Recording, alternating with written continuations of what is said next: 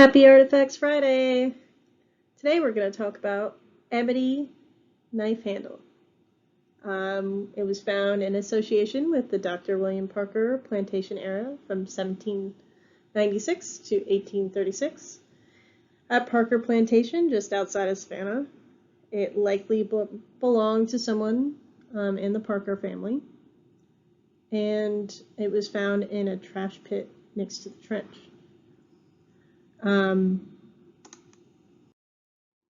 Ebony knife handles were used on fancy tableware for fancy dinners or the everyday elite people of the plantation, aka the Parker family, were likely using this cutlery. This is a sketch taken out of the Guide to Artifacts of the Colonial America by Ivor Noel Hume. Circled here is the similar design to what we found, and it likely dates to the mid-18th century. The ebony is very fancy, very rare. It's not even really pictured here on the sketch of what it would look like. The circled knife here pictured is on bone plates, which ebony is an actual older, sort of almost petrified wood from Africa. And the ebony was very rare and somewhat expensive to have cutlery made out of this. So it was likely an expensive set of cutlery for the elite to have their dinners with. It was a challenge to try to figure out where exactly this knife handle was made. I did find in Hume's book a reference to this specific maker of James Bernardo.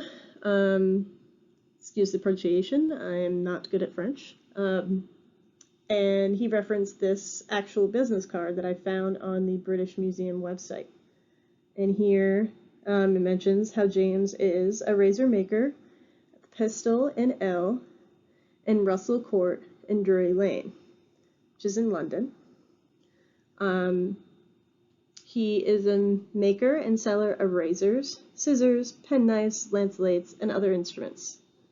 And he also works silver, china, ivory, ebony for handles, knives, and forks. So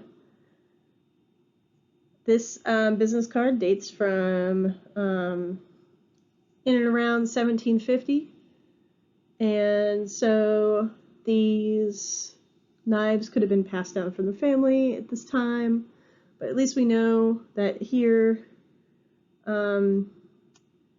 this ebony knife handle from Parker Plantation likely was imported from England and could have been made by this man in London, but it was definitely being made in England at the time. And so that was exciting to kind of figure that out. So yeah, it's always a challenge to find artifacts that we don't know much about in archaeology, but this one was an exciting find to at least find a little bit of a clue as to what time period this ebony knives were worked.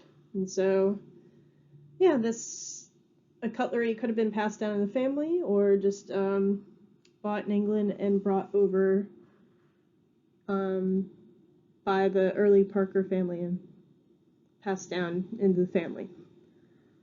So yeah, exciting find here at Parker Plantation, and I hope you guys enjoyed this Artifact Friday. Have a good weekend.